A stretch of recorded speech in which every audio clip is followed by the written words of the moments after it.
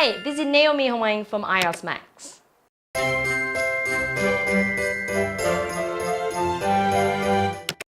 Describe something you saved up to buy. You should say what you wanted to buy, why you wanted it, how you saved your money, and explain how you felt when you finally bought the item. I personally think the fewer possessions we have, the happier we are. So I've never really wanted to save up to buy something fashionable or exciting. But last year, I wanted to put aside some money for something meaningful, a family trip paid by me.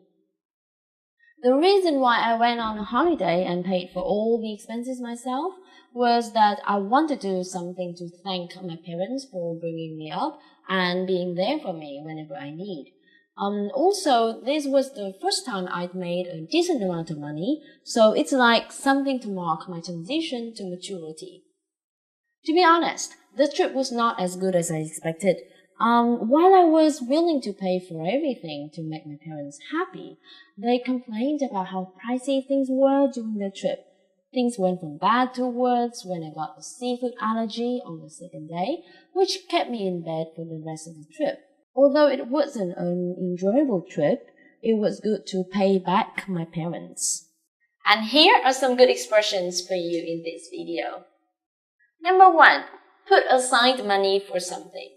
If you put aside money for something, you don't spend this money and you use it, you save it up for something else in the future.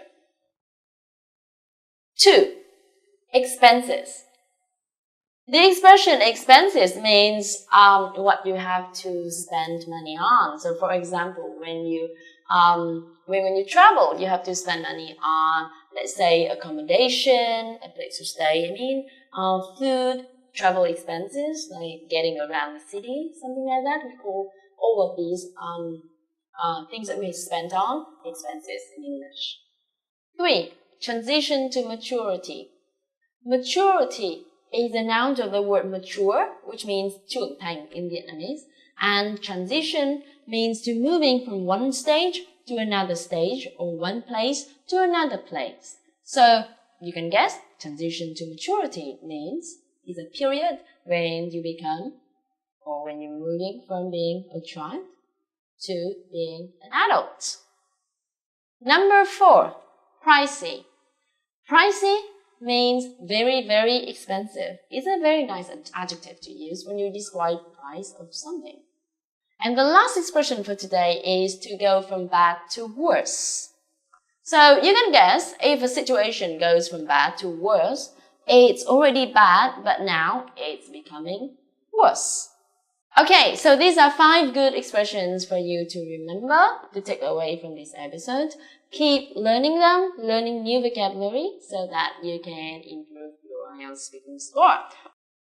Okay guys, that's it for today. I'll see you in the next video. Bye!